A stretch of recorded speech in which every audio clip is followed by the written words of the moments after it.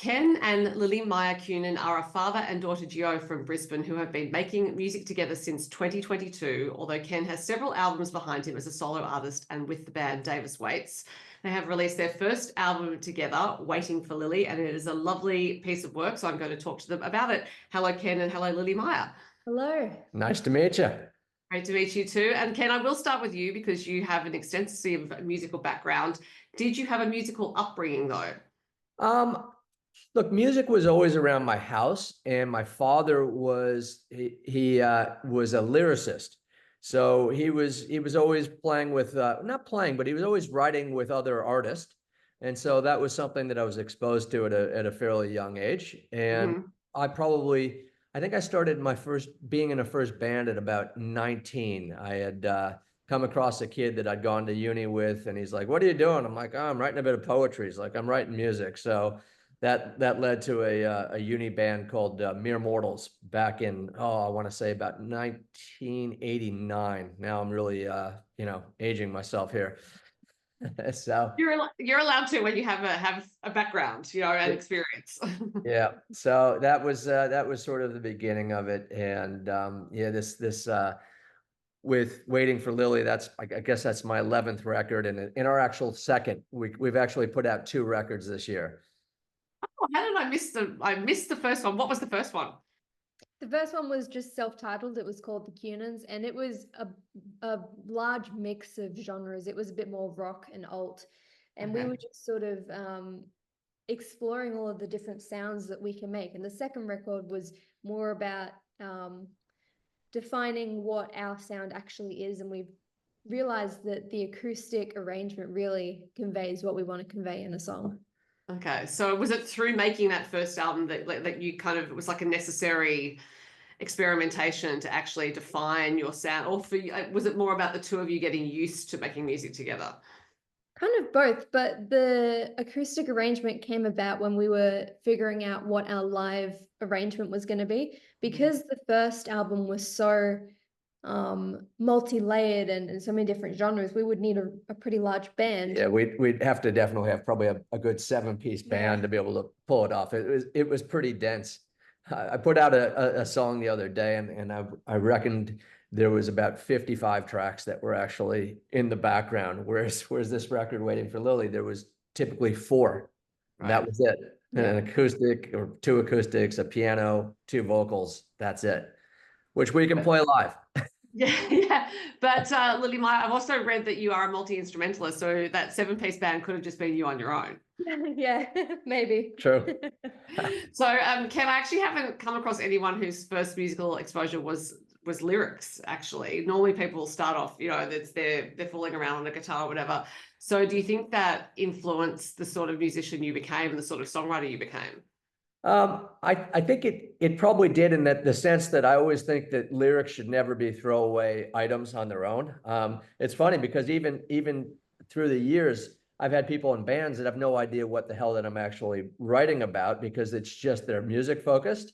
Right. That said, I did kick myself many times that I didn't take piano lessons a little bit more seriously when I was about 10 years old. I actually lived next to a piano instructor, and I was way more interested in actually, playing sport than I was playing music. And lo and behold, here we are, and actually had to, probably would have been a good idea to have taken that seriously. Lily, on the other hand, she took piano sessions very seriously. Yeah.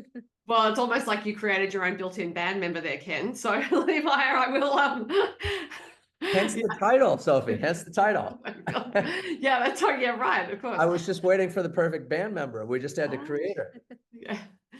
So, Lily Maia, what was the first instrument you learnt? Was it piano? I think it was piano. I was about 6 years old, and my best friend's mum was my piano teacher. So, yes, I think grade 2, I started having lessons at her house, and it just clicked. I just loved playing piano. A couple of years later, I started violin, and I was singing throughout this, but I started singing lessons probably about grade 10 or so. But yeah, all throughout my childhood, I was in orchestras, I was having music lessons. Just music was always such an important thing to me. Right. And do you have a favorite instrument out of the ones you play? Uh, hmm. Well, some people don't consider the voice an instrument. I do. I think singing is my favorite thing. Just it's the most natural built-in instrument we have, and it's so expressive. And without singing, it's so hard to, convey lyrics and convey as much emotion. So I think singing is my favorite part. Well, and you certainly do use it as an instrument on the album, I think, and because you have, I mean, I know you're still young, but it's a very developed, mature instrument, if that makes sense. Yeah. Yeah. Yeah. And so, Ken, at which point did you look around in the household and think, okay, now's the time? Well, I think what it was is because again, music is always in the house, and I've been writing for so long and appreciate music of all sorts, that I think what happened was actually in this very room, I was playing a song that was called Cut to Pieces. And it was a song off of a record that was released in '97. And Lily started to sing some harmonies. And it was just like, wow, hold on a second. That's pretty good. And I obviously had appreciated, I knew that I had a little bit of a wonder kid and how quickly she was learning how to write songs. And we both were sort of doing our things. I was releasing records. She was starting to do demos. And it was like, okay, let's sing together and let's just play a little bit together and see what happens. And it was one of those thump moments where it was like, okay, there is something about these family harmonies, whether it's siblings, whether it's father daughter, there is something to be said about it, where I don't know if it's a DNA thing or if it's just that you have so many influences that mold together, but we knew that we were onto something. And then when we started playing live, we really knew that we were onto something. Right. So that's interesting as well to think, because you could sing together anytime you like, right? Because you're in the house. But what do you think it is about, and this is a question for either one of you, what do you think it is about the live environment that really brings out, I suppose, the harmonic excellence in you? Well, I think playing live is sort of what music's about. Music is meant to be shared, and we don't write songs just to be self-indulgent and keep them to ourselves forever. I'll speak for yourself. So I think one part of it is, it's fun to show off. It's fun to show what you've been working on with the people around you. But I think it's just so much more special to be able to involve the audience in our music as well. So part of having our really stripped back arrangement is it's just so raw that when you're listening, you just kind of feel like you're in the song. You're in the room. You're just such an important part of the music that's being created. So playing live is definitely an important part of what we do. And something, especially in this acoustic setting, because I liken it to, I've played so many gigs in my life from big places to small places, that when you play acoustically, particularly when it's original music, it's almost like a teacher, when they want to get the child's attention, they don't speak louder, they speak quietly. And that's what we found. I mean, the music's got a lot of dynamic range, but I think there's something about, okay, we're going to be quiet enough, we're going to focus, make you sort of go, what? Oh, okay. And I think that's the beauty of live, is I think it's all connection. I think that I think Spotify releases something like I don't know, 100,000 new pieces of music a week. And how do you stand out? I think you stand out by being authentic and something that's got no BS attached to it, for better or worse. Mm-hmm.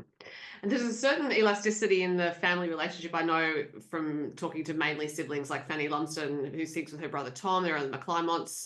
There are some the Buckleys. There are other bands who are siblings, and it seems to be quite useful just in terms of rehearsing, writing, and understanding what's going on, because you do have that push and pull of, well, we can maybe yell at each other if we need to, but we're not going anywhere. The band's not going to break up necessarily unless the relationship's really in a bad state. So I'm wondering how that's also influenced how you write your songs and how you make your decisions about what you record. Well, we tend to write songs individually and then collaborate on the arrangement of the songs. Sometimes we disagree over stylistic choices, or a line here and there, but we often seem to come to the same conclusion. I think we do have similar music tastes. We both know, you know, what the better choice is in terms of our own music, like which line to sing, if there's a chord that needs tweaking. But we also probably feel it the Yeah, same. I yeah. think that's the biggest thing. Is like if Lily brings a composition together and I come in and it's like, oh, you know what? Wait another line before you come in with that harmony. I think it's you get the feels. And I know that's a word that is totally overused in the artistic world, world. It's like, oh, did you get the feels, But you do. And that second that you do, that second that you connect amongst one another, that's when you know that you're going to connect to your audience as well, because you just inherently feel it. Mm-hmm. Well, I suppose the feels also come out of experience. And Ken, you obviously, you created a lot of music, but Lily Maia, for you, it's that even though you don't have as many years of experience, clearly you have been intensely musical from a young age, and it's breadth of experience in terms of the instruments you're using. So I think feels are perfectly allowed. Yeah. When they're coming from that place of knowledge, and also you've learned to trust yourselves. Yeah. Yeah, that's right. Yeah. And I apologize for the land of suburbia. I think I hear a whippersnipper in the background. Hopefully it's not too loud. Okay. That's good. I can't hear it at all. I think All right. Zoom's pretty good at cutting things out. I often have background things here as well, including birds, and they never show up. So in terms of that live environment, though, because you're in Brisbane, and I'm wondering which venues do you like to play in? Are there enough venues for you? Ken, I know you've got a background in management as well as running your own record label, so I would imagine for you going out and finding those gigs is not as intimidating as it might be for someone who's just starting out. It's not, but I mean, we've been sort of throwing this idea around lately of, I like the idea of sort of municipal halls. And I think that there's such a focus around drinking and bars where, look, I have a new rule, and the new rule is you have to pay to see us. And it's not for the economics of it. It's because that way you got something at stake. So for me, I like the idea of renting out halls to where you control the bill, which most people that run actual venues, they want to sort of offload the work to whoever is the headliner of that evening. But I like the idea of saying, look, this is the culture that we're bringing, and it's not attached directly to the venue itself, that you can sort of create that aura of it. I don't care whether the venue is tiny. We played a place that's just moved, the junk bar. The junk bar, which I think holds a whopping, I don't know, 50 people. Yeah, I mean, it's great because I would rather play a 50-person venue where everyone is super attentive and it's packed than maybe you play a place that holds 500 and there's 200 people and it's like, it feels a little bit more cavernous. So for me, it's again, it's, can we have a conversation where we feel your presence and vice versa. And I'm not also, we're not sort of going in tandem with a TV set, a pool table, and the margarita mixer. Yeah. So, I mean, Ken, you've played live for quite a few years. Lily Maia, for you, this is a newer experience. So how have you found it, going out into the world, having that connection that Ken was talking about with the audience? Was it a little bit unnerving at first because this is, as I said, relatively new for you? Yeah, the first gig that we did together, I was very nervous. I didn't really know what to expect, to be honest. But I found that once I was on stage, it was just this different feeling of being totally in control of everything that you were putting out into the crowd. And it's honestly quite addicting once you get started. And of course, you know, I'll still feel a bit nervous before we go on stage. I think that I still do too. That just shows that you care about what you're putting out.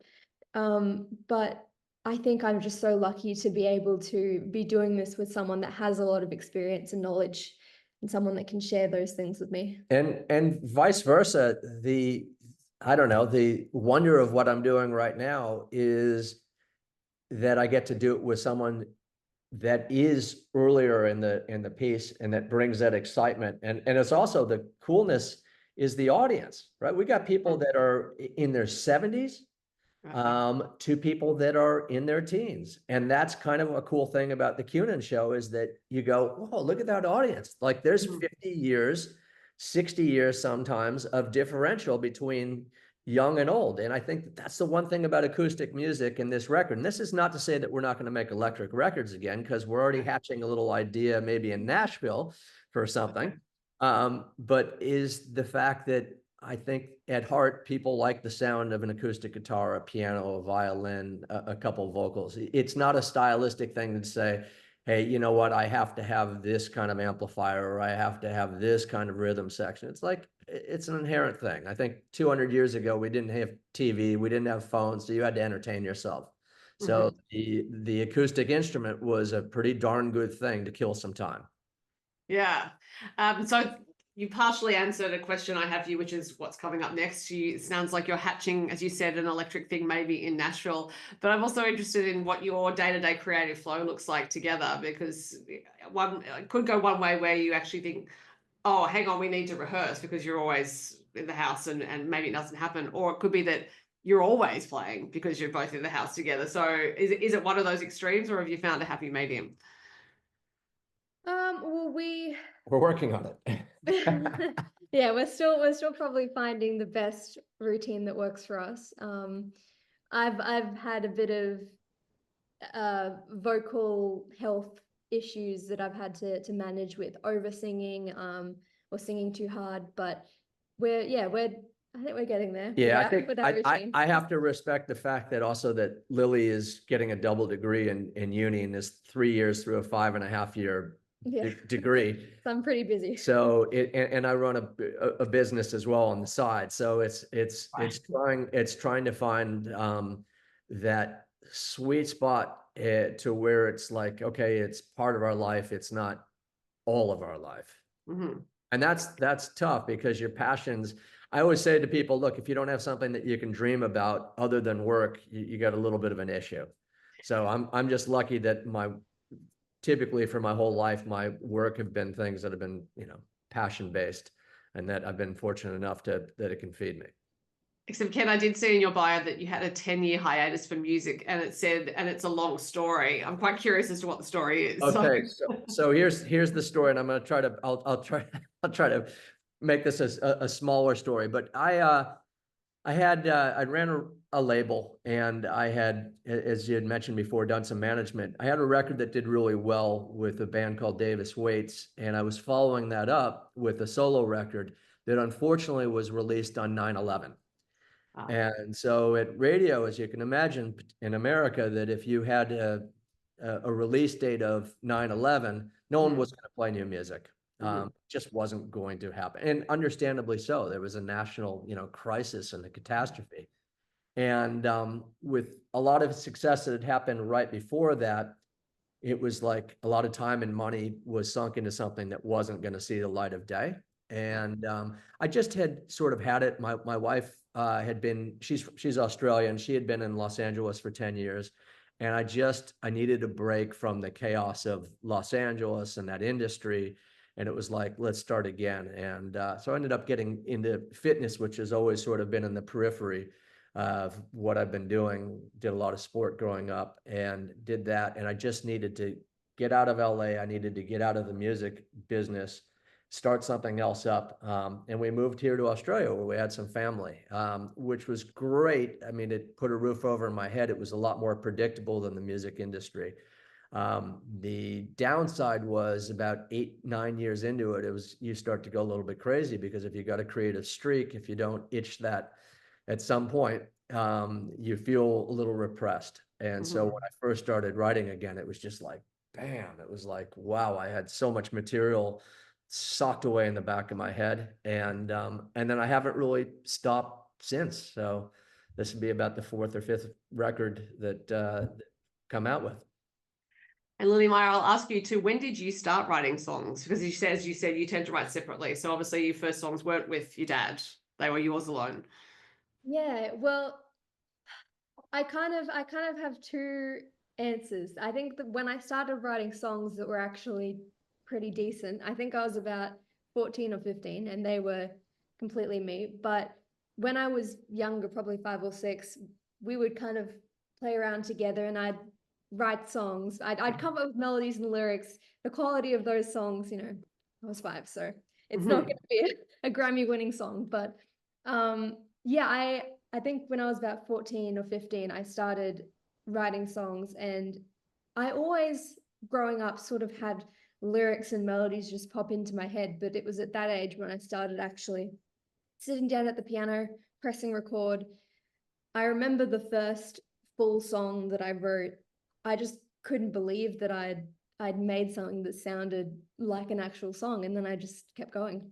And I will say she hasn't stopped, and they keep getting better. And I mean, they've been really, where I would have been at 20 in comparison to where Lily is at 20. I mean, you know, I almost cower in the corner thinking because I can't even listen.